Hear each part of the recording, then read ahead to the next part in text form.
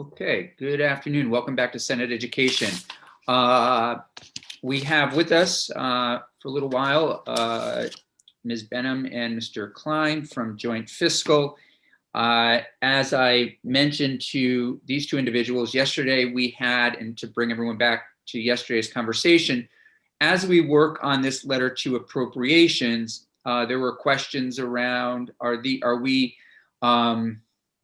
do we need to raise taxes for these new dollars? What are the sources of these new dollars? What funds are they coming from? That kind of thing. And so just to, before we turn the floor over to the two of you, a couple of things. Senator Lyons, I am looking to possibly call in a favor. And we are,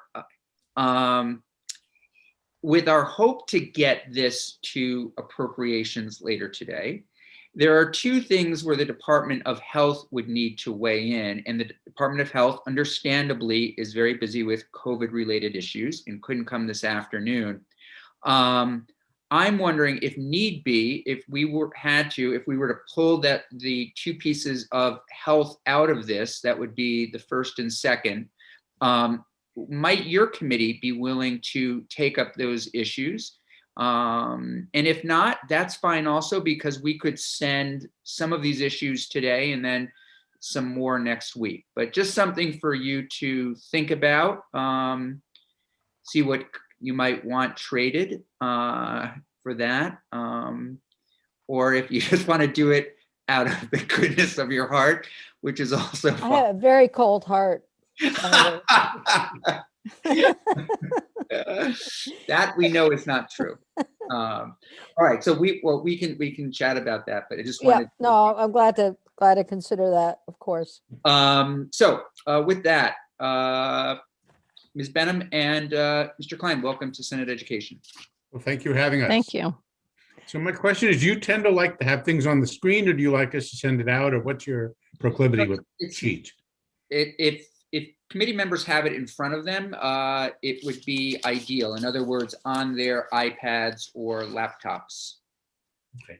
But if that's not possible, or if it's something. Yeah, no, it's totally possible. Jean, do you have it and you want to send it out, or should we tell us what makes sense? It's posted. Ah, excellent. Wonderful. Even better. Okay, great. Let's go. So let's just give everyone a minute to get to the page. And under today's date, Friday, February 19th, I see it is under Catherine Benham's name. Great. Okay. And now mine has to.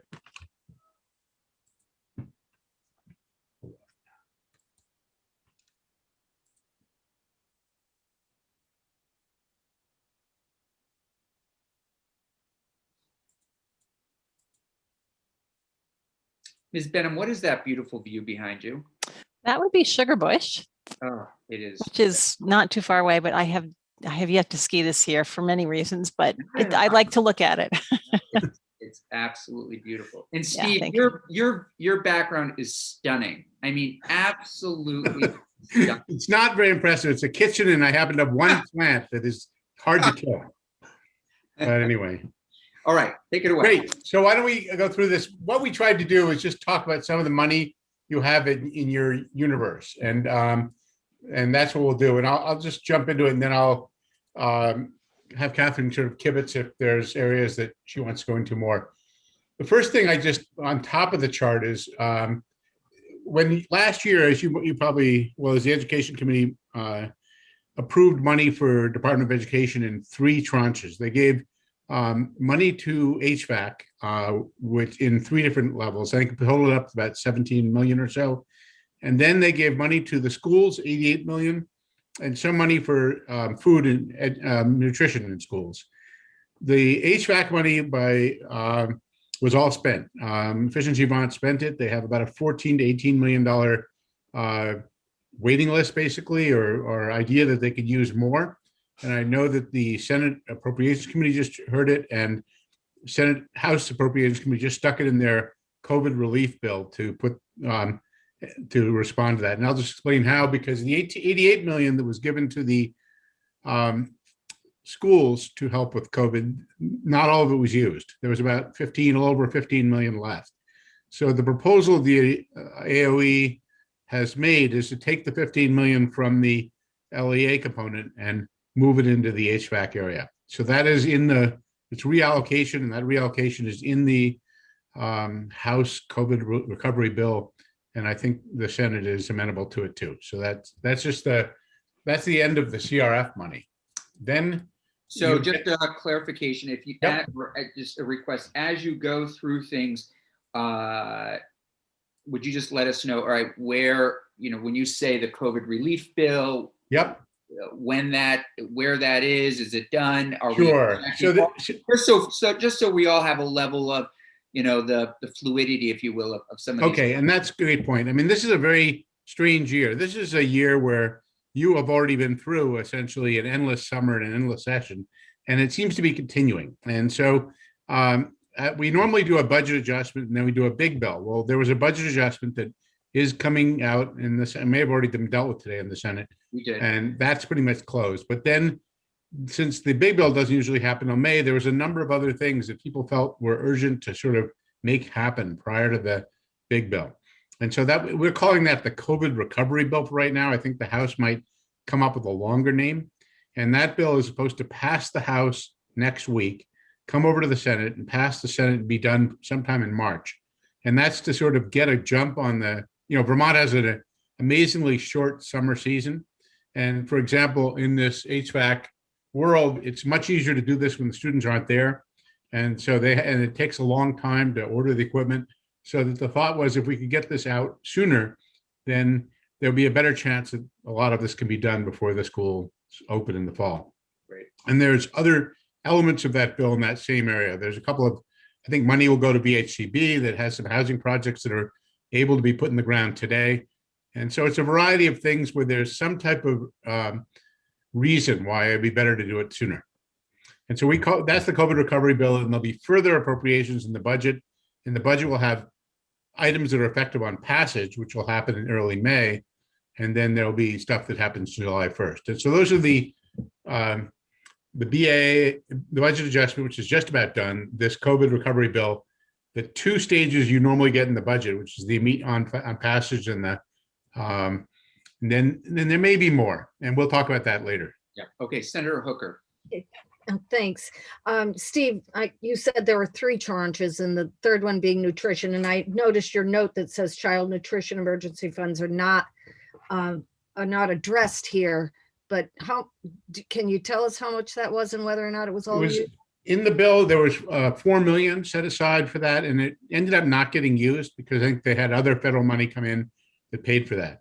Okay. And I think that the same thing seems to be occurring. There's other resources in the schools, but I'm really not an expert on that. I don't know the latest on the child nutrition issue in the schools. And with regard to this next budget that's coming out, I think we've been calling it the expedited budget. Is this the same? I think whatever name works for you. Yeah, I don't really, it'll have a name by Monday. Yeah. Okay. Well, no, it's a good question. It's a good clarifying question. And yes, so Senator Kitchell and Senators Kitchell and Ballant have been referring to it as the expedited budget. Okay, sure. So the House and Senate will hopefully agree on a name. Right. And then we can move on from that one. Okay, so that's the sort of little CRF kicker that I want to do. Then we have this strange land of ESSER, which is the Elementary and Secondary School Emergency Relief Fund. Yeah, and so there were 2 ESSER bills. There are 2 bills that had ESSER money. One is the relief bill that passed in March last year, and that was what we had, the 1.25 billion of CRF money, plus it had some money for education. And then in December 27th of this year, there's another bill that passed, the relief bill that we're all dealing with now. So we call those the ESSER 1 and the ESSER 2. And so then as we talk about this, we'll be talking about ESSER 1 and ESSER 2 money. So the first ESSER bill had 27 million or so that went out, was to go out to schools, to LEAs. And that was, I think, Title I, just go out on a Title I schedule. And then 10%, it was really 31, but 10% went to the Department of Education. It was sort of money that they could spend.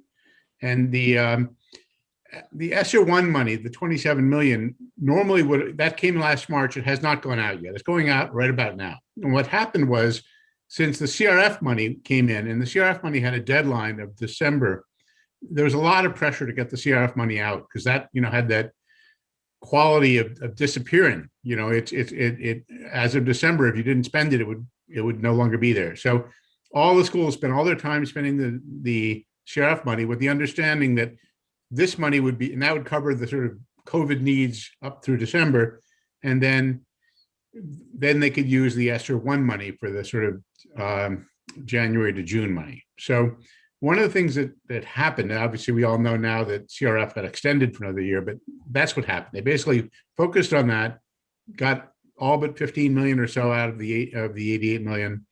And then now they're putting out the ESSER 1 money, the 27 million. And what we're also noting is we had assumed in the education fund that spending would grow at a rate of about 2.7% in fiscal year 22. And it's not, it's growing at a lower rate.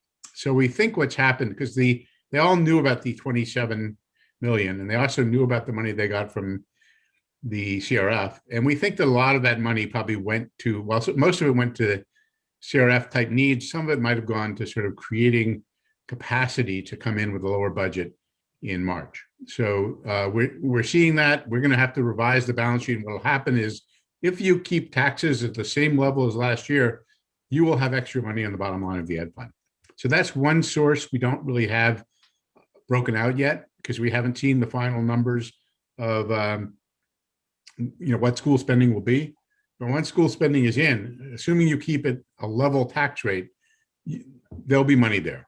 There'll be money that you can essentially utilize. So we're not really, that's just something that'll be more useful for the Senate than the House, because of the timing of the process that, we won't know it till town meeting week and then a little after.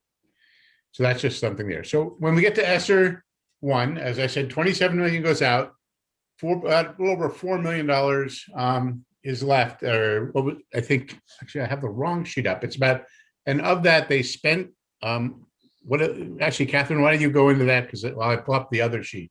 I don't know what, I'm sorry, Steve. I'm just saying the ESSER, the administration had, if that had $4 million or $3 left of the administration money. Oh, you're talking, so we're now down to the state agency ESSER funds. Yeah, I was going to do all of ESSER 1, and then I was going to come back to it.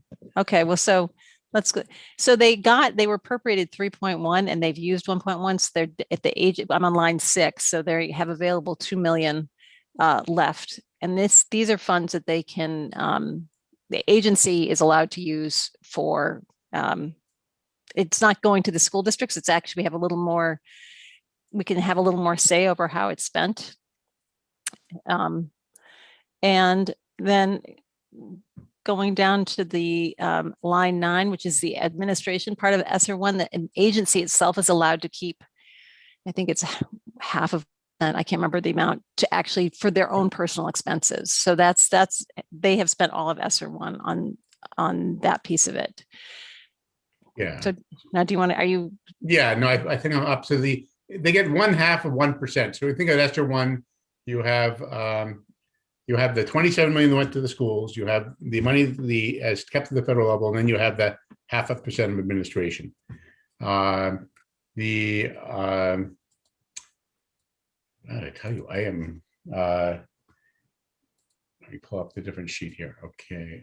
Yeah. So on the ESSER 2, you have a much bigger pot of money. You had 127 million total, 114 goes to schools. And there was about 12 million that was for the administration, and then a different amount for the 12 million for statewide set aside, and then an administrative amount. We'll come back to that in gear later on. Yeah. So the 27 million went out. The 114 million has not gone out. We didn't even know about it till early January. So we don't think that's really part of the budgets that any school has talked about, used, or it certainly has. The RFP hasn't even gone out yet. So it's sort of extra money that schools are going to get. And we'll come back to that because that's a real opportunity. But so you have these two pots of money at the executive branch, one of which was the ESSER 1 money, which there's some unspent. And then you have the ESSER 2 money, of which in budget adjustment, you spent 3.5 million to meet the needs of Burlington, to help out with Burlington's PCB issue.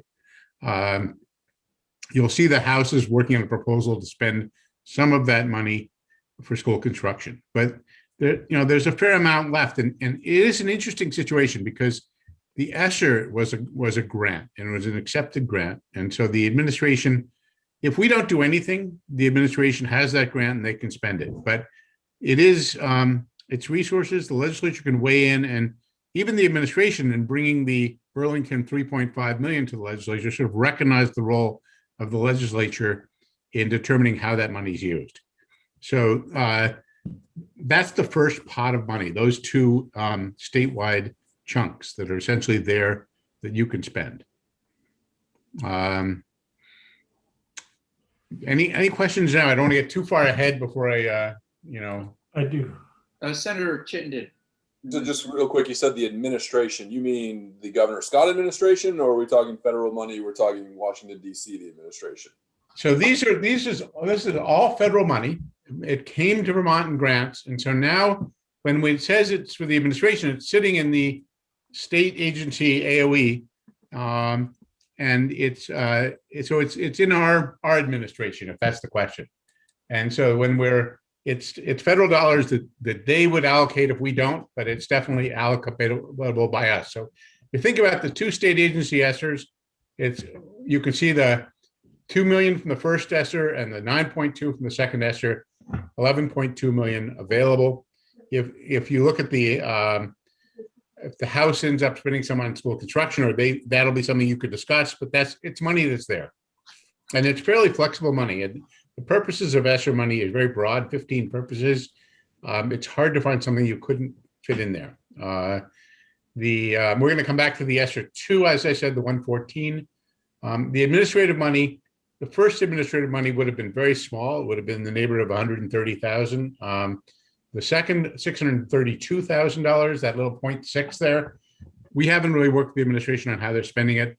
And it's also, they may have some plans, but one of the things we're thinking about is that's enough money that you might be able to use some of that for helping with communities sort of figure out what to do with the money. We'll talk about that more later. It's a big enough number to notice. Then we get to the gear money. Yeah, 1 second. I want yeah. Senator Perchlik to have an opportunity, please. Sure. Yeah, I had a question about the money that was set aside for the independent schools. Yeah. Is that just part of the 27 and the 114, or is that part of the 10%? No, it's coming. Nope, that's coming next. That's the gear money. We call that the Governor's Emergency Education Relief Fund, and right below it, you'll see EANS, Emergency Assistance for Non-Public Schools. So the gear money in the first CARES funding was $4.5 million. And what happened to that? It was all went to tech centers. And that was done earlier along. I think you were all part of it and talked about it, but I think it was done by AOE. Gear 2 is $2 million, has not been allocated yet. I know the administration is working on plans, and I'm sure, and you could be talking to the secretary about what their thinking is. The Gear EANS money has to be, the way it works is the administration will set off an RFP. Private independent schools will apply for it. It's got to be COVID related. If they don't use it, it goes back into the sort of the Gear 2 number of 2 million, and you'll have more money to give out to. So it's sort of like it's not a normal thing for the private schools to expect this money. Whether they use all 4.1 million is unclear. And I think that a lot of people think there'll be some of that back. Then you have a little bit of Gears administration, $200,000, and that's just a little chunk there. So the thing about it is, if you spend money, you can spend the 2 million from ESSER 1, the 9.2 from ESSER 2, the 632,000 of administration is sort of on the table, the Gear 2 money, the 2 million there, and there may be a few more dollars to pick up. So there's a lot of little sources here. Then we get to this big chunk, the 114.3. I just want to flag that. So if you think about it, that's going to go out to schools, again, once they apply. And it raises some interesting possibilities because it's not built in the 21 budget, essentially. It's not built in the 22 budget.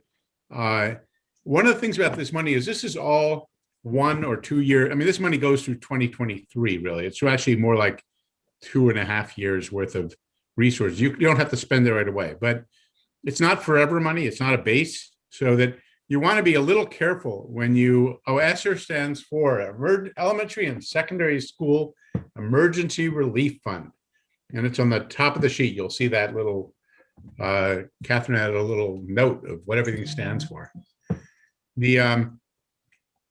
So anyways, so the thing is, the money is available. One of the big concerns, and we're going to talk about this even as being very concerned in a minute, is that it doesn't build, you have to be a little careful not to build ongoing needs. Unless you do, you'll be hit at some point with a budget growth that you will not have to have revenues to meet. You'll have to produce your own revenues and it'll affect taxes. But the thing about the 114 is it goes out on a Title I distribution level. There is some thinking that what could happen, you have to give that out. That is definitely going out, being distributed. But if communities get that, it may be something where you could bring back some of the money you would have put out for state aid education in the formula, and basically not the formula, the I don't have the right word for it, but in this on the ed fund balance sheet, the amount of money we pay to schools, if you were to basically bring some of that back like we did a few years ago for healthcare, because they're getting this money, you can use it as an offset. And that gives you some capacity to fund other things using these sort of education dollars brought back. And, you know, there's been a number of ideas. One is we're in the middle of a pandemic. We really don't know about the weighting, sort of the whole weighting thing that, do you take some of it and use it for a block grant for low income students? And what happens that way, there's no losers. You basically, everybody's getting the Title I money, and some people are getting less Title I money, but in exchange for that, they're getting, some people are getting more of, you know, low income block grants. So there might be a way to do that. There might be money to provide for some of the school construction needs, or if we go ahead with the PCB money and they find stuff, or, you know, your committee has a lot of really innovative stuff being thought about in literacy and issues like that. It would give you sort of resources for that. You have little resources in the sense of the, well, everything is big, but the ESSER money gives you this 9.2 and the 2, but there is a chance that we take that 114 and offset the ed fund payments a little bit, and then that could produce a lot more money, which you could then allocate based on priorities of the committee. So that becomes another resource. So just, you know, in the resources on this page, there's the amount of savings in the ed fund that we're going to see in the bottom line once we know what budgets are, which is the one we talked about first. Then we have these two little ESSER state agency pots, 2 million and 9.2. And then we have the possible use of the 114 to create an offset in the education fund. And then you see the little bit of gear money, and if anything comes back from the emergency assistance to non-public schools. So if this is confusing, it really is confusing. And there's just it's just a lot of choices. So part of what happens is, you know, you're developing what your list is of important things to do. And then we just have to sort of match it up with where the money is. And that'll be probably a discussion between you and appropriations. Just as before I leave this totally, there's two more things I just want to mention. One is that this is what we know about for sure, but we also know sort of that there's another bill in Washington, and that other bill in Washington is going to have 3 more pots or tranches or something of money that we have to keep an eye on, or maybe 4.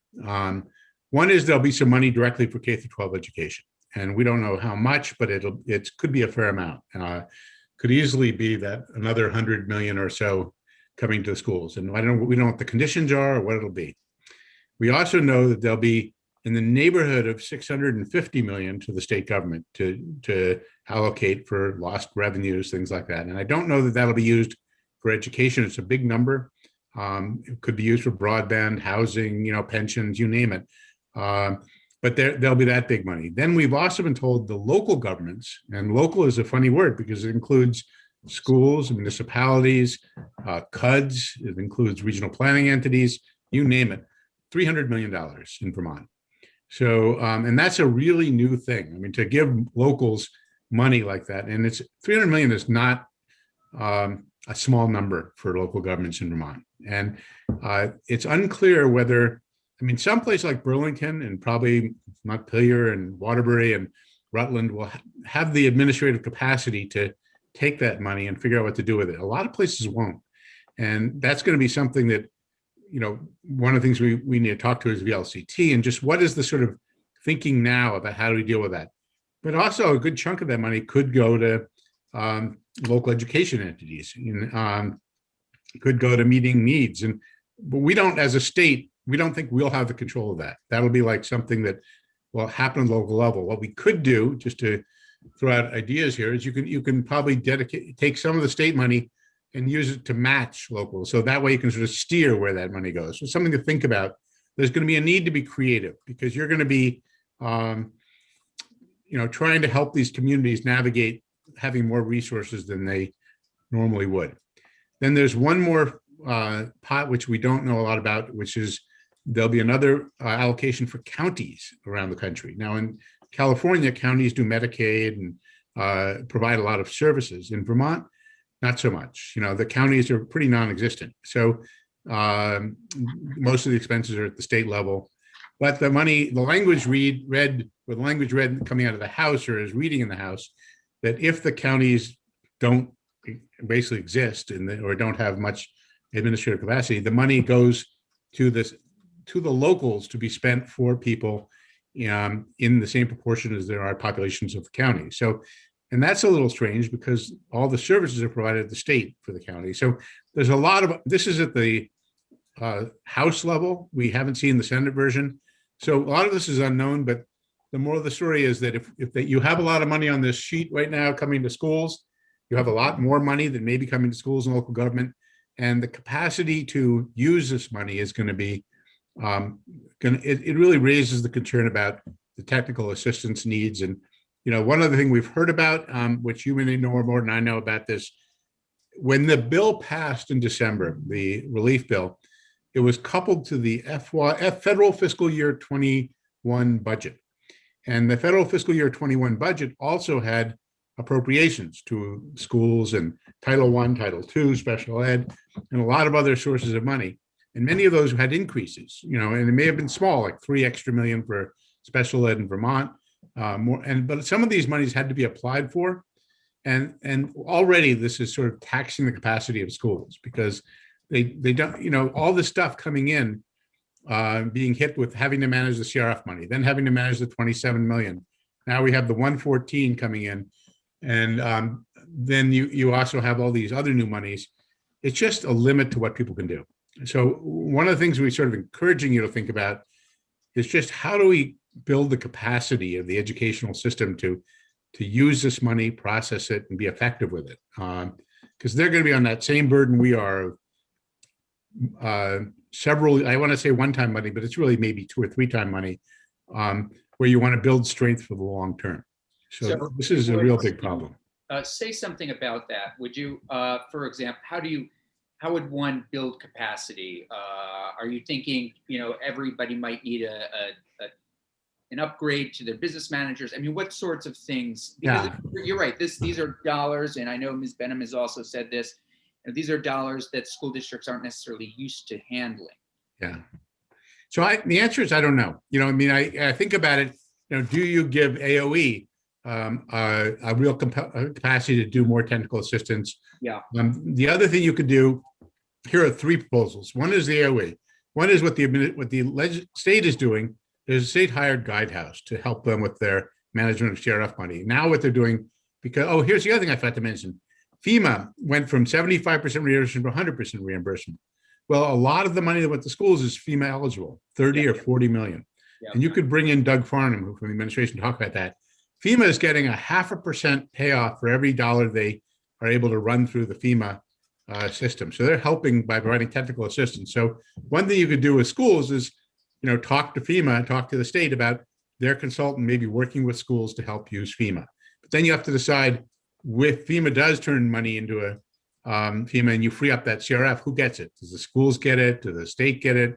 Does it get divided? There's a lot of thinking that needs to go on. But yeah, so I would say the second thing is consultants like Guidehouse that are working with the state to help them. The third thing is, and this is the one that is sort of a wild card, if it's not AOE and it's not that type of consultant, do you go to your the superintendents, the principal association, the LCT, and say, there really needs to be some group out there that can work on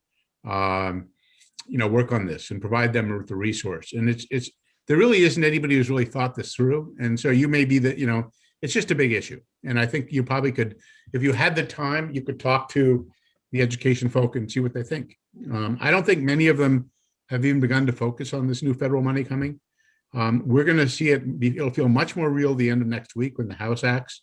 And then what'll happen is it'll likely occur in the middle of March or around then, because what happens is on March 15th, I think it is, or 14th, or somewhere in that area, the employment UI runs out, and people in Washington want to make sure that the new bill comes out in time to keep people on the unemployment rolls. The question is, do they, we've seen it before where they do, continuing resolution bills as they work things out. So it could get delayed beyond that, but it's not going to get delayed a lot past the middle of March. I think it'll happen. And then there'll be this incredible pressure to sort of figure out what we do with the money and how we get it out. Questions? Senator Hooker, please. That's a lot. And I'm just wondering, this money that's left, like $127 million, is that what we have now from the first tranche of money? That's from the December 27th bill. Okay, so that's what we have now. We're not even looking at the federal money coming in, but this money is money that we could look at and try to appropriate in this expedited. Well, the 127 million actually goes right to, they have to apply for it to the state, but it has to go out to the schools in Title I allotment. So we have no control of that money. What you could do is you can make that heroic leap by saying, if you're getting this 127 million, you already have your budget built for next year, and you already have your COVID needs essentially handled by the 27 million you're getting the first time. We're going to make the assumption that not all of that's going to be needed for COVID. So we're going to reduce the amount of money we're putting through the state ed payments and basically harvest that money in the ed fund and then spend that. So, whether you do 40 million or 50 million or some number, it's a possibility. And that's what we're sort of thinking about. That money would go back to the ed fund. Correct. It would go to the ed fund, and then you have a lot of control over that because that's state dollars. Okay. Okay, thank you. Senator Persley. And Mr. Klein, are there any restrictions on this money like the CRS as far as timing? So from what I understand, the ESSER money is got a deadline of 2023, and I'm not sure what the month is in 2023, but that's, we're 2021, so it's a couple years. And then there are definitely 15 categories of use of the money, but the categories are really broad. I mean, one of them might be mental health expenses or, technology, or they're very broad categories. It's pretty hard to find something you couldn't cover. There'll be some questions, and the administration may raise. They're coming up with their own. That's the other thing I have to mention. I think you can talk to the secretary about it. From what I understand, they're developing their own plan for spending all this money, and they haven't released it yet. It's something that they're working on for maybe, and you'll get the secretary to talk about when, maybe March. The problem for the House is that by March they need to be on the road and out. So that doesn't really work for them. They probably will develop their own plan. And there is also the question about how much it should be. Usually what happens, the administration presents a plan and then you have a chance to sort of put your own stamp on it. The timing is not ideal because you're going to have a whole bunch of new money coming in. And so that's that, yeah. So, so I've heard the amount $200 million that the governor is looking at. Is this the same money? No. What 200 million are you talking about? I don't know. I mean, I've heard, the governor has designs on $200 million, and what do we have to say about it? And I'm not sure. I'm wondering where that's coming from. That I asked this yesterday, I think, when we were talking about money. Is this the same money that the governor is developing plans for? Catherine, what do you think? I don't know. It's a very interesting question because I'm not coming up with 200 exactly. And when you add this up, because Yeah, that's what my first thought was. Maybe if we add everything on the sheet together, maybe you get close. You get to 175 if you add up the whole sheet, but we know 15 has gone to HVAC and the 27.6 is already gone. So it's 200 million for schools. Is that for education specifically? No, No, it was the total amount that came in December that then the Joint Fiscal Committee accepted as a grant. And the administration had a proposal for the use of those funds, and Joint Fiscal, in discussion with chairs of some committees, made a decision about some Well, maybe you're talking about the renter assistance money, which was 200 million. part of that is, yes. rented That's a assistance. different world. Exactly. One of the And actually, some it's of a really that got good. shifted over to other Yeah. areas. One of the problems and one of the things that's really different between this and the original relief bill, and it's actually going to create lots of confusion. The other relief bill, we had one huge chunk of money called CRF and $1.25 billion. And we sort of took that money and divided up into lots of little pots. Here, the bill that came in December had lots of little pots, and it didn't give us one big chunk of money. So there was 200 million for renter assistance. There was the money went over for education. There was other money for healthcare, and they're all in their own designated balkanized source. So you're hearing about a lot of different things. We can't move it between them. They're in their own universe. What's interesting about the new bill is it'll be a mix, because there is these big chunks coming to the state, a chunk coming to local, chunk coming to counties. Plus, there'll probably be money for higher ed, money for schools, and money for other things. So it'll be in a whole new iteration and complexity of cash. And just so as ever, just for new senators also, what we are sending and what Jane has seen and Becca has seen from this committee in terms of a draft are, again, just general priorities and, some amounts. It's all there. I mean, I'd say it's a work in progress. In other words, it's going down the hall and there's no rubber stamp. They're going to go through a similar process, and we may find ourselves, already we're getting, which we'll talk about when Secretary French comes in, we might get additional questions, if you will. So Thanks for this. Thanks for these priorities. We're going to work to get them in the expedited budget. The fact that we haven't heard back from appropriations and they haven't seen these numbers makes me feel more comfortable now that they've seen them, that they're going to try to find a path for some of these things. I think, again, as it relates to after school, literacy and access to higher ed.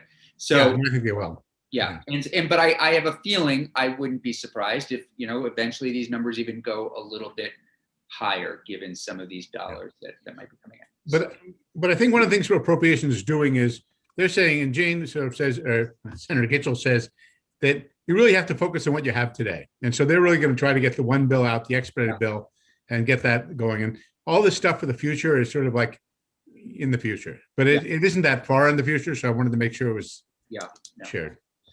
Yeah, no, this is very helpful. Any other questions at this point or final comments, or if the two of you have anything? I see Secretary French has arrived. I think we're good. Good, thank you. Okay. Great. Thank you both very much for coming in. Yes. Secretary French, good to see you. Good afternoon. How are you? Good. How are you? Not too bad. So we just had an encouraging conversation with Joint Fiscal. And as you know, we are working on providing Senate appropriations with just some guidance. You and I have, and I know you've been part of these conversations with the committee around some of our priorities. We are looking, of course, for your general thoughts and feedback, but specifically, one of the items that we've talked about that we have not been able to, we really haven't talked about an amount or what the agency might need is related to, if you're looking at the letter, number 3. We talk about the Agency of Education working with school districts to, and your folks, and you've been in here a lot to talk about this already, those families that are missing. We've heard from people, and we're wondering, first of all, should we be allocating some money, what those dollars might look like? And then before that, there are questions of partnerships with the Department of Health on nutritious foods throughout the summer, and also educating parents about the signs of depression and suicide. And we do know that some dollars have come in, as I think your office made us aware of, through a suicide prevention grant. And I know Appropriations is wondering how, what that intersection might look like. So those are a few things to think about. And of course, we just are looking for your general ideas and appreciate any feedback. Well, thank you, Dan French, for the record, Secretary of Education. I thought your list is totally consistent with what we're seeing in terms of the work in front of school districts, what we're terming recovery. So there's nothing really there that was surprising to me. I think, the issue, as I've mentioned previously, I think we the agency, have acknowledged in the last couple of days, we have to do more to educate members of the General Assembly and others about what are the federal dollars that are available, and particularly this program called ESSER, the Elementary Secondary Education Relief Fund, how that works. So that's something we're going to do. I think also there's a need for us to organize some sort of a collaborative conversation between the Joint Fiscal Office, legislature, the executive branch, business officials, superintendents, and so forth, so we can, I think, look at what is potentially a pretty significant strategic opportunity to use federal dollars to address some of our needs as a state. We are, I think, benefiting from the small state minimum allocations of the ESSER program, which still are very much being directed towards places in the country that have not opened their schools at all. And there's a pretty large group of states that have been operating all along that are chafing a bit at the ESSER program and starting to say, it would be useful to have more flexibility at the state level, or be able to direct the use of those funds a little more strategically. So that's something we're stewing on over the weekend, and I'll get back to you next week on sort of convening a conversation on that, because I think I was just in a House committee, basically the same issue, talking about ESSER, and this was corrections and institutions. They're interested in construction aid, and we're talking about this opportunity. So it's I see the pieces of the puzzle coming together a bit, and I just sort of raised the flag that we need to have a conversation just to bring everyone up to speed about what's available. But everything on your list is totally consistent with what we envision to be the recovery process. And I'll just sort of recap that a little bit. I know Deputy Secretary Boucher was in talking on that, but we envision requiring school districts to have a recovery team and to do an assessment of their district's condition in 3 areas, one of which is sort of the mental health area. Another area is what we call re-engagement or truancy, which I'll speak more directly to in a minute. And the last one is academic success. So the first thing is we see all those things as sort of being equal. Initially, there was a lot of national narrative in particular about the idea of learning loss, and that language is still out there. Many states, including Vermont, we were dissatisfied with the idea that this is just about sort of like on a 2-dimensional level. Oh, you missed so many hours of instruction. All we need to do is provide you with X number of hours and we'll be back on track. And it sort of ignores, I think, or doesn't do enough service to the fact that this is a deep-seated emotional, social issue, this pandemic, and we need to heal that, and we need to point our systems to contemplating that all 3 of these things are important. And I think our school districts, absent sort of that emphasis, would fall back on what they do best, which is the academic piece. Not to say they don't attend to the other 2, but we need to help them sort of do that sort of assessment. And I think we'll find that, there are differences at different grade levels for students in those 3 domains. We're seeing some of that in some of the academic testing that's going on. So districts are configured differently. We just want to tend to those things. At the same time, we also want to position state government to help them do that. So part of the idea of getting coherence about what is recovery and positioning that work is so that the Agency of Education could start to organize itself to support districts in doing that work, and then bring in our partner agencies so districts don't experience sort of that. Sometimes from a district perspective, state government's a very frenetic beast. We're talking to this agency, that agency. We want to sort of have more of a coordinated effect on the other side, the firewall, the state government for them. So, that idea of putting districts first in an assessment mode to figure out what's going on in their districts and giving them sort of the tools to do that. Us then convening groups of districts to say, what are you seeing? What are you seeing? Let's identify those patterns. Next step for them to actually build a plan about what to do about it. And then the third step actually going into implementation. All with the idea that that planning phase would conclude, let's say, before June 1, because one of the biggest tools in their inventory is the summer programming. So they would start to then, okay, here are our priorities. What are we going to do with our summer programming? And while that's going on, to have them also start to leverage their federal dollars accordingly, because they do have some discretionary spending coming down. It needs to be focused on their priorities, and they also have other funding that they historically always have, like Title I and so forth, that typically pays for things like summer school, and some of those funds can be used for things like child nutrition. So we want to position districts to go through a planning process, identify needs, help coordinate the state response, and then turn into the summer as the first opportunity to start to really do some implementation on recovery. What we don't want to have happen is to just wake up in the fall and start this work from scratch. We think it would be a huge missed opportunity, especially with Vermont's relatively positive conditions, to try to do more this spring is our goal, and particularly to leverage the summer. So that being said, truancy as an issue, what does that start to look like, that domain? Firstly, I'd say, if you're familiar with the current construct on truancy, school districts are required, supervisory unions are required to have a truancy policy that's based on a regional protocol in essentially their counties, that's worked out with the state's attorney in each county. That's sort of the construct.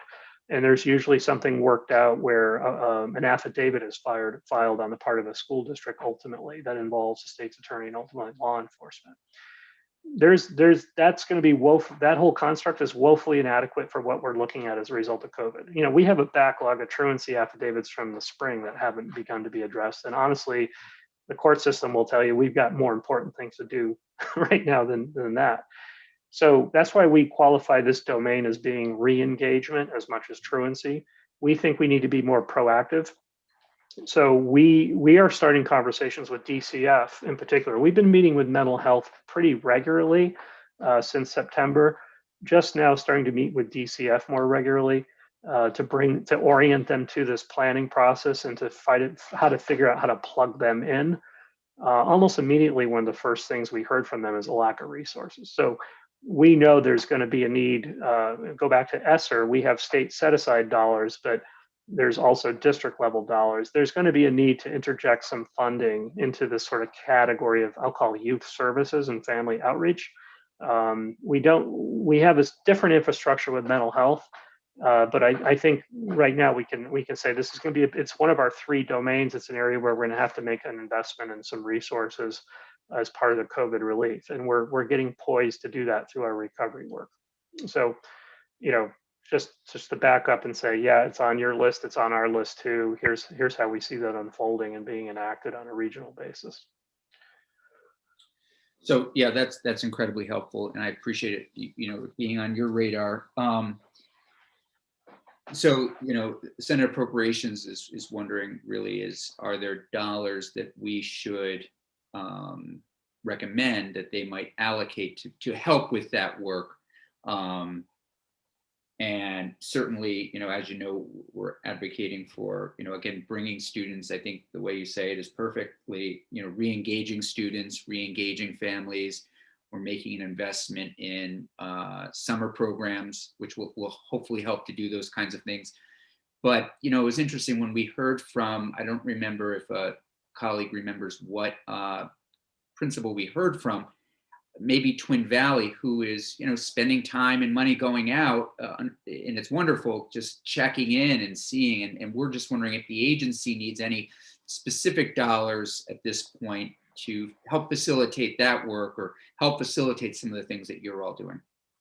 Yeah, I think we do, but I think we also have those dollars in our state set aside, and Okay.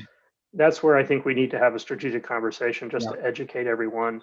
And just to give you a sense of what that looks like. So we're largely talking about this ESSER program. Mhm. And under ESSER, the state education agency can set aside up to 10% of the state's allocation for state level activities. We received $31 million in ESSER, what we call ESSER 1 last April, and we set aside $3 million, the maximum. We recently received $127 million as a state in December, early January for ESSER 2. We've set aside the maximum, that's $12 million. And what I saw this week and what shaping up to be ESSER 3 would be an additional $27 million or $270 million coming into the state, but $27 million that the state education could set aside. So there's a considerable pot of money there that I would argue the General Assembly should have an interest in directing. Mhm. But it's a finite, just like any pot of money, it's a finite pot of money. Sure. I think what I'm saying to you is here are like the three domains. We want to do a needs assessment at the district level so we can understand what the needs are. But we anticipate that the state level funding and spending will be in those three domains and probably will be more heavily in the integrated social service area, like truancy outreach or supporting districts doing this work. And I use Twin Valley as an example. If you are familiar with that region, probably more so than some of the others, if you're not from Southern Vermont, it's a very federal school district down there. You know, the school district itself is one thing, but it's in a supervisory union that really doesn't work together as a single system. They're very much standalone entities. You know, Halifax, Reedsboro were the first people to come forward with a divorce under Act 46. I love those guys, but they've never really worked together, largely through their geography, which is very challenging. They never really worked together as a complete system. They're sort of new in that experience. So, you know, one of the things we would like to see is, you know, we certainly would like to leverage state dollars to go in and help them start to act more like a system. Because that organization often shows up on our list in other areas of they struggle with data reporting and so forth. So at any rate, getting some direction from the General Assembly on how to leverage those state set aside dollars. I think those are the only federal dollars in the game right now. So there's been a lot of talking about federal dollars. I think we're just talking about the ESSER set aside. It's a whole nother question as to what extent the General Assembly could be more proactive in directing how the locals spend the bulk of the funding, the 90% piece that they retain. That's questionable, but what we'd be seeking to do in the next week or so is to really educate everyone about what's involved and to convene almost like a steering committee about how to approach these strategic spending issues involving members of the General Assembly, members from the school district administration community, and also folks from the executive branch. Because I think we have a huge opportunity, and I think we can work together as Vermonters to collaborate on this pretty well. Right. No, I think that's great, and I think it'll be great to be a part of those. As you know, Senator Probst is just looking again for. They definitely want to be directing. They want to, you know, they want some specificity. They want to be giving guidelines, and so you know, we've given them some specificity, you know, some direction around these things in terms of dollar amounts. What I'm hearing, and correct me if I'm wrong, is generally what you're saying we could say to them is, you know, to just generally direct the Agency of Education to work with school districts, again, to work on this general re-engagement. And I think, honestly, if we don't put a dollar amount in right here, which is fine, you know, we can generally, you know, or Jane or Senator Kitchell may punt some of it back to us and say, hey, I need you to have Secretary French back in because I want to give a dollar amount, but or I want you guys to help guide us around a dollar amount. But you're saying right now, just generally saying, giving Probst, you know, the language to direct you guys and without putting a dollar amount in. Does that sound? Yeah, I would just say, if you're talking about ESSER, you know, in the state set aside, what I would seek to do in the next week, and your list is essentially the sort of idea of articulating out what are the strategic priorities, and you're putting specific dollar, I'll call them placeholder amounts. Yeah.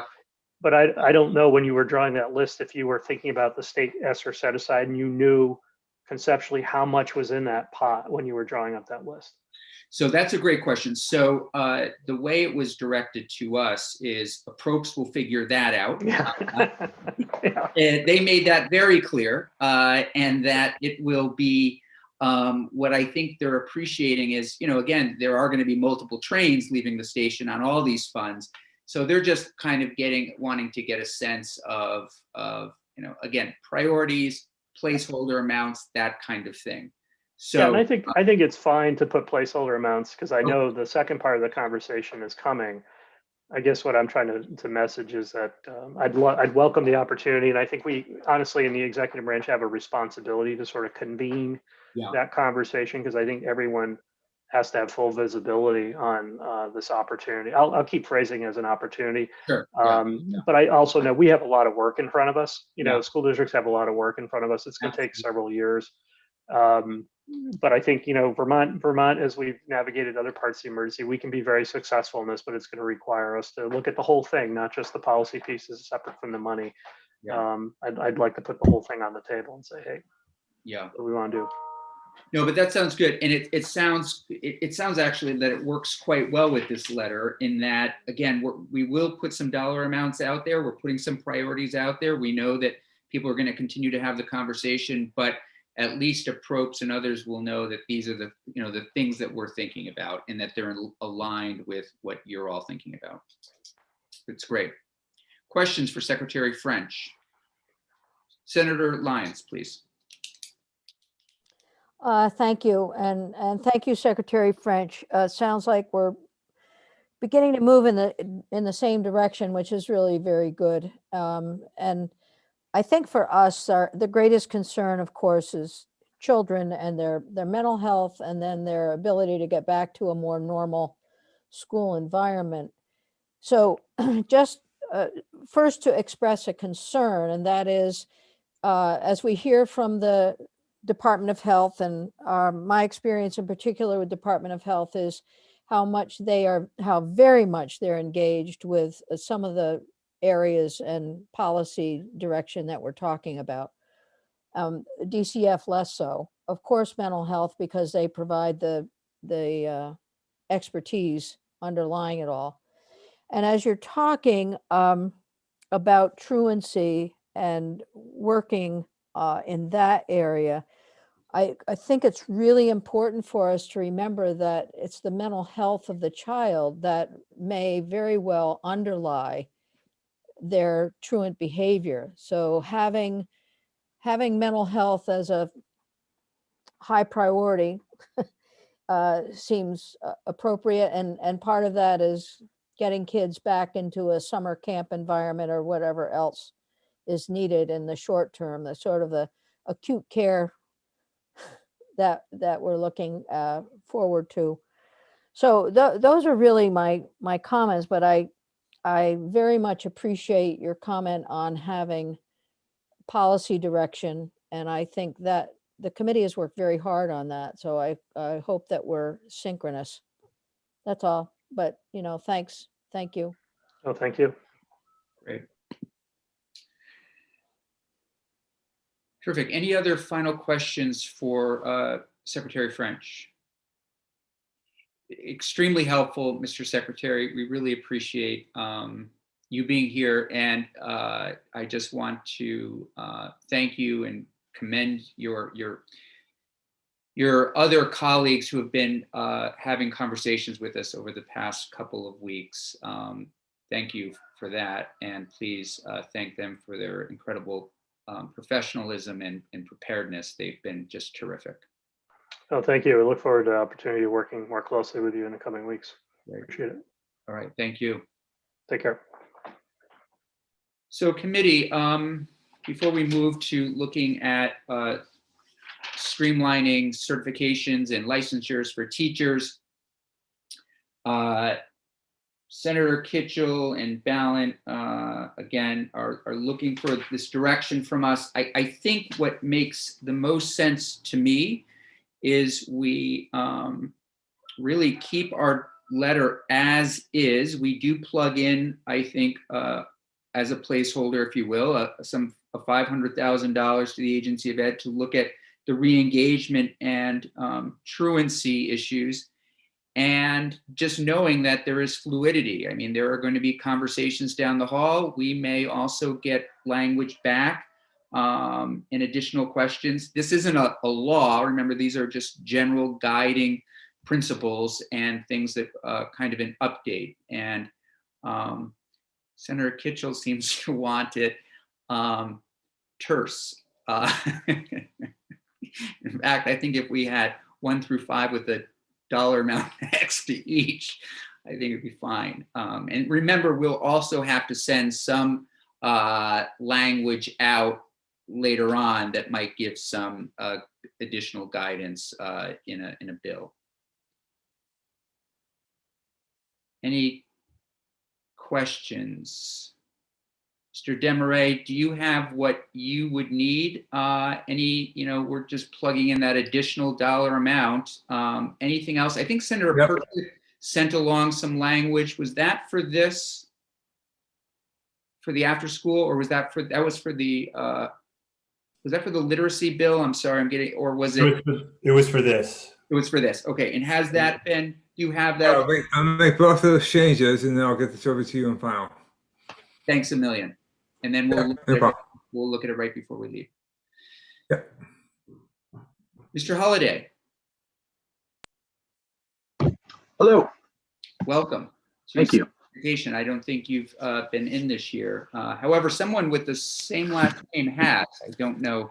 I know her well. Yeah. She was on the first floor when she did testimony. So. Well, thanks for being with us. This is actually now shifting a little bit to conversations we've had around the possibility of, teacher shortages in the future, getting more teachers in Vermont, also taking stock in, what might be happening this summer in academic needs in the classroom next fall. And wanted to get a sense from you of licensure, teacher licensure, and what that looks like in terms of reciprocal relationships with other states. But also, one of the things we're looking at is to have a look at our certification programs for teachers, particularly around issues or topics like literacy. And I'm not sure if you're the right person to address all of this, but those are some of the things that we have been talking about. Do we have a reciprocal relationship with the state of Maine? Could a Maine husband and wife who might be teaching over in Portland come over and teach here? Do we want that kind of thing? And then also, what do things look like if we were to move forward with an assessment of our teacher education programs? How might that assessment transpire? Would you be involved in it? Would the Agency of Education be involved in it? Again, looking at the issue of how are our teachers being trained to teach reading and writing. So with that, thanks for being with us, and the floor is yours. Sure, I appreciate the opportunity always to come. This is my first time at Senate Ed this year, so it's good to be here. My name is Patrick Halliday. I'm the director of the Education Quality Division at the Agency of Education. So I'll start with a few comments around reciprocity. At any point, though, please feel free to interrupt me if you want some clarification. If it's something I'm going to talk about in more detail later, I'll just kind of say I'm going to get to that in more detail. But please don't hesitate to talk over me and to ask a question of clarification. I think the two big, maybe three big takeaways is there is an existing reciprocity agreement. It's through a group called NASDAQ, the National Association of State Directors of Teacher Education and Certification. So if you think NASDAQ is a mouthful, the whole word, acronym is even more so. But it's basically people who sit in my position across the different states and the state agencies of education. So they have what they call their Interstate Agreement. Vermont joined it fully in 2015.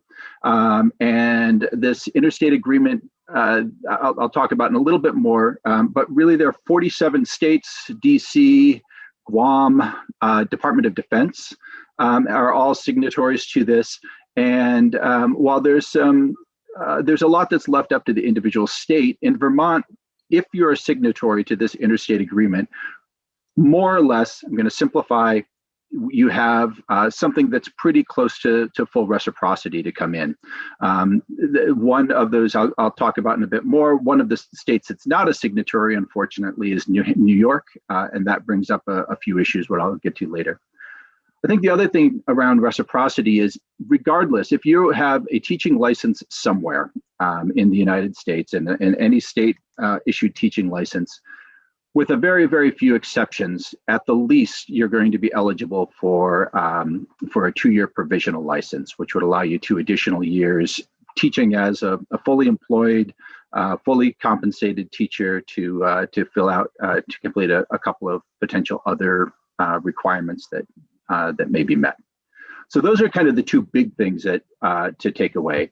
To talk a little bit more about the NASDAQ agreement, as I mentioned, each jurisdiction, they use the word jurisdiction instead of state because of places like DC and Guam and Department of Ed.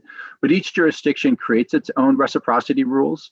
In Vermont, if you come from one of these states, if you have a license from one of these 47 states, and you want to come to Vermont, it's effectively processed as an initial license from anyone who maybe went through an ed prep program in Vermont. There's very, very, very little difference.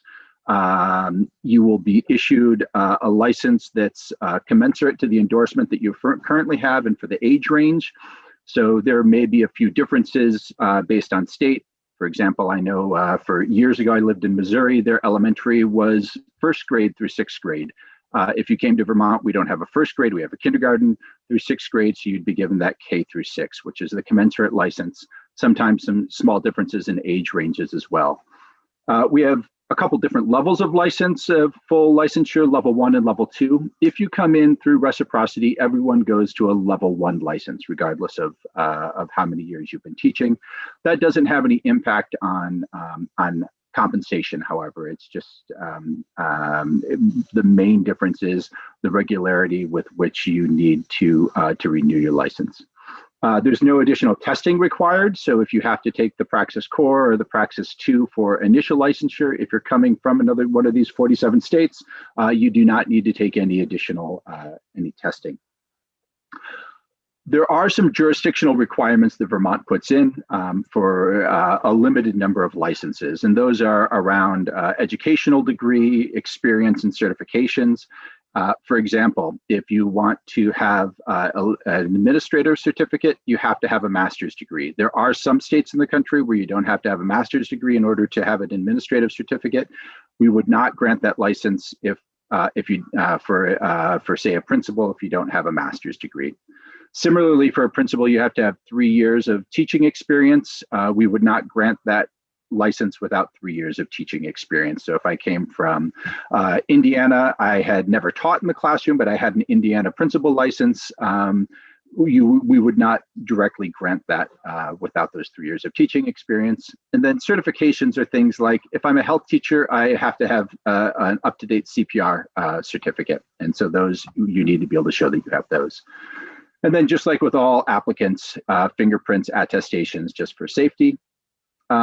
And those are for practicing teachers that I've been talking about, but it really works almost exactly the same for someone who's prepared in an ed preparation program, whether that's in one of these 47 states, whether that's University of Massachusetts at Amherst or University of Arizona. You're going to be granted, as long as it's from one of these 47 states and you're in an accredited program, we will view it largely as a Vermont program. Now, the challenges come with these 3 states who are non-signatories. Now, 2 of them we see, once every 5 years. Those are New Mexico and South Dakota. So we don't really worry about them because in practical situations, that doesn't happen too much. New York, though, is one state that has not signed it, and it's complicated from my understanding and talking to my colleagues in New York. It has to do with that the old agreement is written into law in New York, and changing that law is extremely complicated. The short, though, is that they have to apply through a completely different route, which we call transcript review. And so regardless, so an experienced teacher needs to pull up old transcripts and syllabi and show how he or she has met all of the different endorsement requirements, standards for the specific endorsement, be that math or elementary education or PE, as well as what we have our core teaching standards, which everyone has to meet. So that's a much bigger lift. Additionally, those teachers who are coming from another state, from New York, would also have to pass the Praxis Core or the Praxis 2 if that were required for their particular endorsement. And similarly, candidates from these 3 states, largely New York we're talking about though, if they were prepared at, say, SUNY Binghamton, they would also have to apply through this transcript review route as opposed to the typical initial route. We have, depending on the year, somewhere between 70 and 100 folks who are coming from New York. So it's not a huge number, but it's not an insignificant number as well. And the other thing I guess I'd just like to add is that that even in these cases where there are hoops that they need to jump through, those educators would still be eligible for a provisional license in almost all cases. There are a few cases because of differences in states, but in almost all cases, they would still be eligible to come in, teach for 2 years into that provisional license they would have. And oftentimes they would be eligible even for a 3rd year of a provisional license. And then just a couple things there has just in the last, I'm going to say 4 months during lockdown time, doesn't make sense anymore. So I may be off by 3 months, I don't know. But over the course of the last 4 or 5 months, NASDAQ has started a conversation looking at what they're calling the Interstate Compact for Teacher License Mobility. And the Interstate Compact, the example that they use is a driver's license. So if I have a driver's license in Indiana and I'm driving through Wisconsin, I don't need to stop and get a new driver's license to get through Wisconsin. And creating something that would work very similar for teachers, so that you would immediately be applicable across state lines. As with the driver's license, my assumption would be that after a certain amount of time, you would have some sort of grace period to move to the state where you're actually practicing. NASDAQ has convened this conversation. It's in the early stages. Vermont is participating in those. I've sat in on these conversations. I'm not central to them, but I've sat in on these conversations. And they're saying that they're looking at 18 to 24 months to completion of this. That seems optimistic to me, but that would be great if something like that could come together in that amount of time. Before we would obviously, agree or sign anything, we'd need to see the details of it. And I think I'll stop there in terms of conversations about reciprocity. And if there are any questions, I'm happy to answer any of those. And I'm also happy to talk about the education preparation programs too. Any questions? Senator Perslow. I have an unrelated question that maybe you'll be able to answer, and that is about retired teachers. Mm-hmm. And if they need, what's the licensure requirement if a school wanted to bring them in to teach? So we have a professional license. It's called a retired license. And the retired license, I'm going to get my details wrong here, so I would need to look up the specifics on it. Our licensing specialist would be able to go in more detail on that. But the retired license allows a teacher to come in and teach a certain percentage of time. I can't remember off the top of my head if it's 0.4 FTE or 0.2 FTE. I would need to look up exactly what that is. And that's so that you're not simultaneously drawing from your retirement and being compensated, as an employed teacher. And I forget off the top of my head exactly what that is. But we do have many teachers who maintain a retired license. The standards for retaining that license are a little bit less. I don't want to say onerous, that's the wrong word, a little bit less rigorous, simply because a retired teacher is not going to have the same easy access to professional learning that's being provided by a supervisory union as an in-service teacher. So right now they could hire them is up for like to teach a course, but they couldn't hire him to be like a full-time teacher to fill a position for the year. Right. It would be very easy. And I don't want to say it'd be very easy. It would be relatively straightforward in most cases for a retired teacher to return to a level 1 or a level 2 license. There would be some implications though with receiving their retirement, and Right. and those are details that I really don't deal with. So Yeah. I would Yeah, get we that had wrong. testimony on that. I just wanted to know if there was a separate issue on licensing.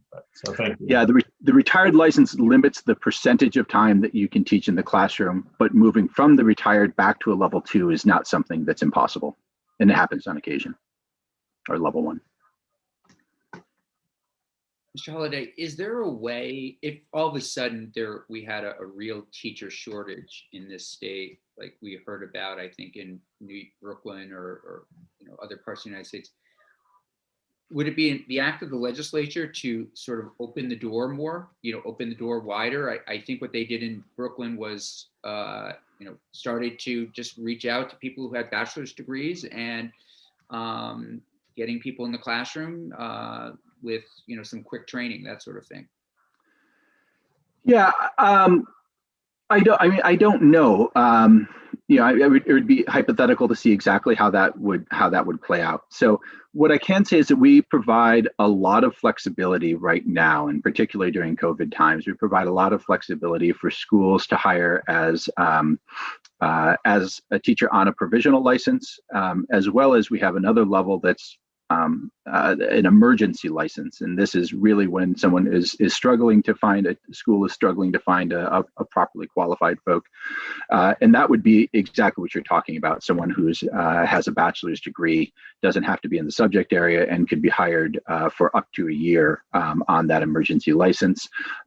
For the emergency license, there are some limitations. No special education or school counselor, I believe. I could pull up the full list of it. Positions can be met by someone on an emergency license. So there are some qualifications, but in a real struggle, it's certainly something that can be done. We've even entertained some specific requests for teachers who are a course short of finishing their degree. They've met all of their courses, but maybe for their major that's outside of education, who will be graduating in the spring, can they be hired on a full-time position, and allowing a school to do that should they decide to do it. There are some issues that come up with local contracts that are outside of our purview, but we are pretty flexible with allowing those emergency licenses, especially right now. The bigger problem is there simply, for certain endorsement areas, simply aren't a lot of people who are retiring or who are applying, and that's really special education. The other one is our administrators are the spots where again and again and again we see shortages of applicants. And it's not that we are not flexible with allowing people to work under a temporary license. It's there aren't people who are applying in those situations. Senator Lyons. So the current proposal is to streamline the interstate compact for licensure so that would be less, you said onerous, but I won't say that. But there will be fewer requirements for becoming licensed in multiple states. So now that I'm seeing you shake your head, yes, that's where we're headed. But so my question is this, is this going to be done? I'm thinking there must be a compact commission, a group of folks who make decisions about this. And would this be done by rule? Because you've written down trends and rule revisions. Is it done by rule by the compact, or will the states involved need to authorize those changes? So, which, it would seem to me if this is a significant change to the licensure process, so would states legislators for us in particular be engaged in that, or is that something that would simply be approved by the Interstate Compact folks. Yeah. So I want to just clear that this is the proposal, the early discussion on that compact. I don't know what the final version of it's going to be. I don't know how many signatories there are going to be to do this. And honestly, without kind of talking with our legal counsel, I don't know what the proper, we're not at the point where we've talked through how we would move that from a proposed compact to something that's actually being adopted by Vermont. So I don't know that for sure. What I feel comfortable saying is the way that Vermont has entered into the Interstate Agreement, I think this compact would have very, very, very little impact on what we do. Let me use two examples for this. So Vermont, regardless of the state, provided it's a signatory to the Interstate Agreement, we're going to grant a license to someone, whether they're coming from Alabama or Montana or Massachusetts. In Massachusetts, however, if I am a teacher in Vermont and I've been teaching here in 20 years, even though Massachusetts is a signatory to that agreement, when I go to Massachusetts, there's some potential changes taking place right now, but the way it currently stands is I'm going to have to take a different series of tests and in order to get a Massachusetts license. So the individual jurisdiction sets the rules for how reciprocal those actual agreements are. Vermont's has made the decision to be pretty flexible with those rules as a way to draw more people potentially to the state. So I don't think that an interstate compact is actually going to have a major impact in our practice. But to the heart of your question, whether that's requires legislative action, whether that's the rulemaking process through the Vermont Standards Board for professional educators who oversee the rules around licensure and educator preparation, if they're the ones who would be doing that, and then ICAR and LCAR and the like, I really don't know what the proper plan is. That's not something that we've pursued at this point. I will say that the Interstate Agreement was something that the Standards Board initiated and it didn't go through the legislative process. Okay.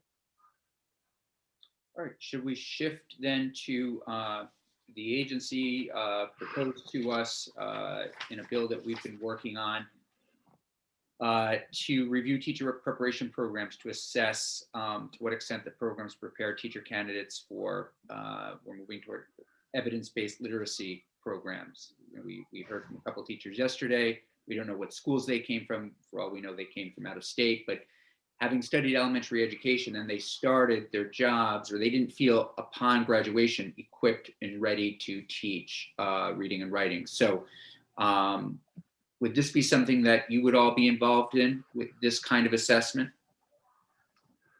Depending on the exact nature of the law, certainly we're the ones. So we have within our division, excuse me, we have the ROPA process, which is a state-run accrediting process for teacher educator preparation programs. We have we do visits. They've gone remote, obviously, since for the course of the last year, but we do visits to ed prep programs for each of the different endorsement areas for which they seek approval to prepare students to prepare their students to be licensed in Vermont. The one exception to that is the University of Vermont. While we still collaborate with them and we go to that visit, their approval is officially through a national organization called CAPE, as opposed to the state organization, ROPA. So whatever the standards are, it's ROPA's responsibility to go in and kind of ask questions, look for documentation to see that those standards are being met. So if I have an elementary education, we have right here in my hand, we have lists and lists of standards for every single endorsement area. They go and say, show us the class that this particular standard is being taught in. We interview professors, we interview students, we look for documentation for all of these things. So if there were additional standards that were being required along the lines of literacy, that would be something that as a part of the ROPA process, we would be checking to make sure that, that each ed prep program were meeting those. I will say as well that most of the programs, I can't say this with 100% certainty without looking at all of them, for most of the programs and most of the endorsement areas, there are specific literacy courses that are required. So if I'm looking at secondary math, which there is a course around, literacy in the discipline that is a required course to be taken there. The same with, middle school science, obviously with elementary, and I think elementary has a 3-course sequence that most schools are teaching, most ed prep programs are teaching at this point. Would you mind sending us those? The endorsements? Yeah, if you would send a link to our committee assistant, Jeannie Lowell. Absolutely. And then she can forward them to all of us. It might be helpful just. And those endorsements, just very, very briefly, that they are revised about every 5 years. We have around 50 different endorsement areas. The revision process is, we look at whatever the national standards are. So, for example, if I'm secondary English, there's the National Council of Teachers of English who put together national standards. We use that as a starting point. We bring in practitioners to look at these and say what's good about them. Are there things that that seem outdated? Are there things that are specific to Vermont? We make that committee then forwards a proposal to the standards board, who approves, votes it up, votes it down, and then it would go through the rulemaking process at that point. And it's actually included in our rules. And so all of those are renewed about every 5 years. This year and next year, we're focusing specifically on all of our special education endorsement areas. So when you email that, if you would pull out for us what would be required of our Vermont colleges and universities for elementary education, what courses would be required around literacy specifically? Pull that out so that we know. I think we all sat up, and took notice yesterday when we had the 2 teachers. And again, we don't know where they're from, but graduating from whatever institution in the United States and not feeling as though they were equipped to teach reading and writing after an elementary school education degree. Anything you can provide us would be helpful. Happy to do so. What I can show is what are the knowledge standards that are required. The way those knowledge standards are actually enacted really depends on the individual university or the individual program. So some may have, 5-course sequence. Some may have a 3-course sequence. And that's really what ROPA does, to say, show us how you're meeting these standards, where the courses or these are being met. Okay. But I can draw attention to that for certainly. Thank you. Thank you. Appreciate you being with us. Sure, we'll have you back, but this was very helpful to get us started and get us thinking. My pleasure. I'm happy to answer any questions you have at any point. Great. Thanks, Mr. Holliday. Right. Yeah, absolutely. Have a wonderful afternoon. Have a good weekend. Thanks. Okay. Late in the afternoon on Friday. Let's see, Jim, were you able to make those changes? I was, yep. And they should be hopefully posted. Okay. Jane, have you gotten them?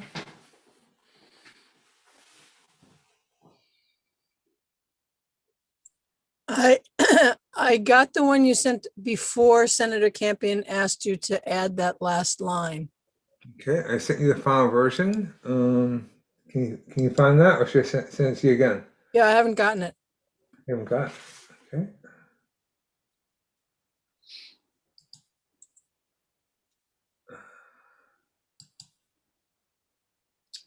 Are we talking about the letter to Approps? Yeah.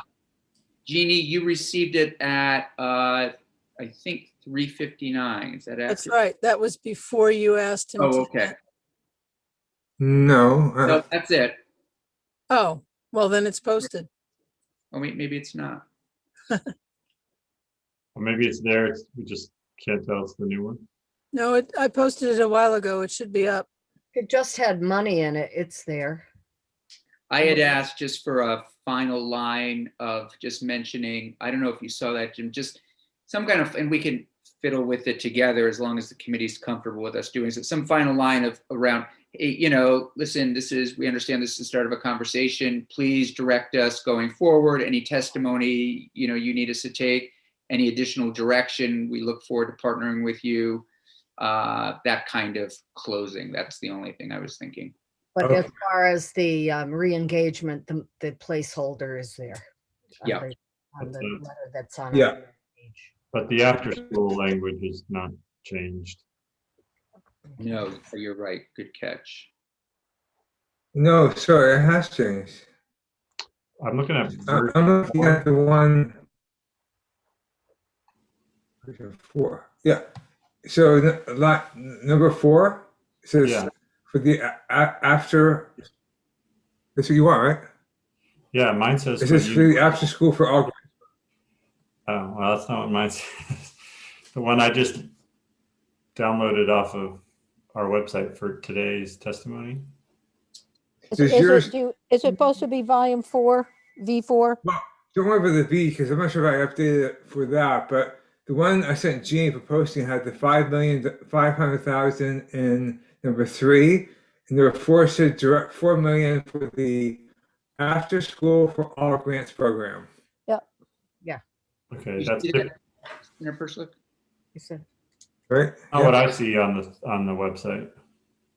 Jeannie, would you email Senator everyone what Jim sent to you, just so we're all clear? Refresh your page. Yeah, I tried to do that. I sometimes have to go Jeannie, right are out. you there? Yes, I'm doing it. Great, thanks. Oh, well, let's see here. Now, this won't let me do it from here. I'll do it. No, it's okay. I'll do No, it. I've got it right here. I'm gonna just send it to Perchlik. Andrew here at Senator. It's on our website. It's the one that's dated today. And it's before Senator Campion asked for the closing lines.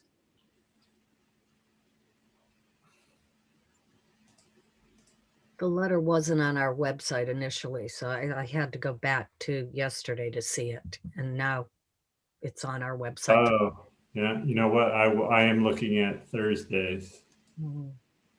Great, great.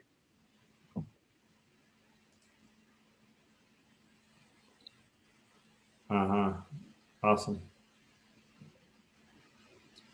But you want asking for the language, Senator Campion, right? So at the end. Well, we can just after, I don't want to keep people too late. I just want to generally get a sense if everyone is comfortable with this in that Jim and I would work on some closing line that would say, just literally, thanks. We look forward to continuing to work with you. Please direct us as you move forward, something like that.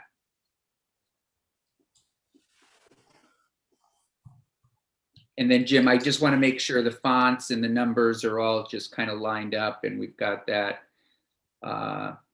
taken care of also. On one copy I have, things are a little bit bigger, a few of the numbers. Oh, okay. But, it says 1, 2, 3, and then the number 4 is in a different font size.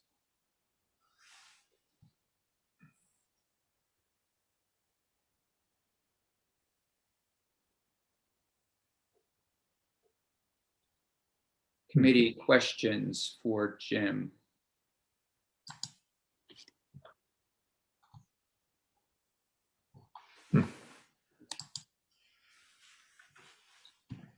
Anything else as it relates to this or other testimony that we took today? As a reminder, Tuesday we are having a joint hearing with Senate Finance and the waiting study, and then during the rest of the week we'll be returning to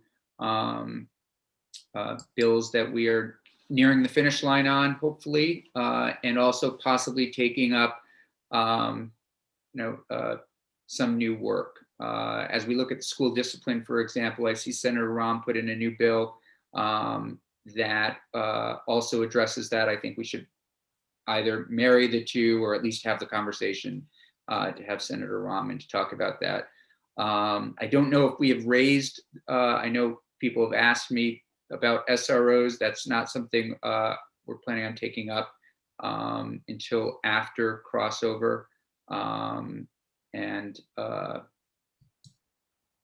Let's see, I'm trying to think.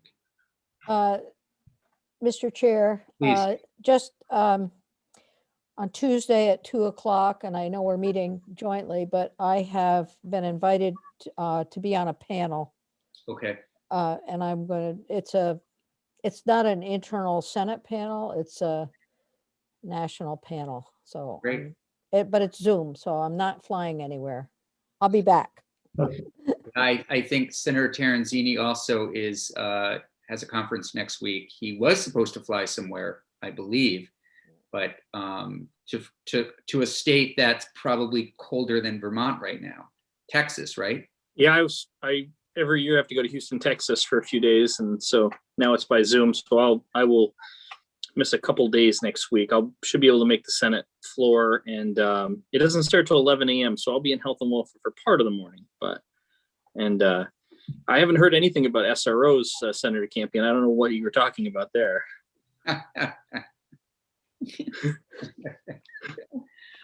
Minor topic, right? Great.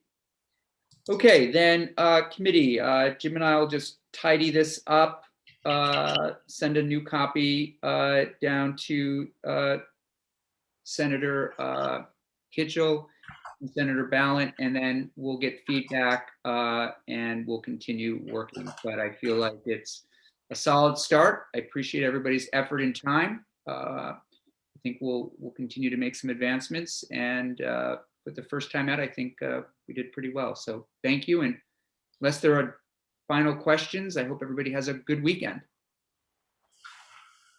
Great. Likewise. You as well.